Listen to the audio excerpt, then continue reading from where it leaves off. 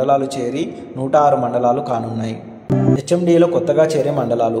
రంగారెడ్డి జిల్లాలో ఇప్పటికే 22 మండలాలను హెచ్ఎండిఏ పరిధిలో ఉండగా కొత్తగా మరో 5 మండలాలు మాడుగుల, కడతాల్, కేశంపేట, తలకొండపల్లి, అమన్గల్లు చేరనున్నాయి. సిద్దిపేట జిల్లాలో ఇప్పటికే 3 మండలాలు ఉండగా కొత్తగా జగదేవ్పూర్, గజ్వేల్, రాయపూల్ చేరనున్నాయి.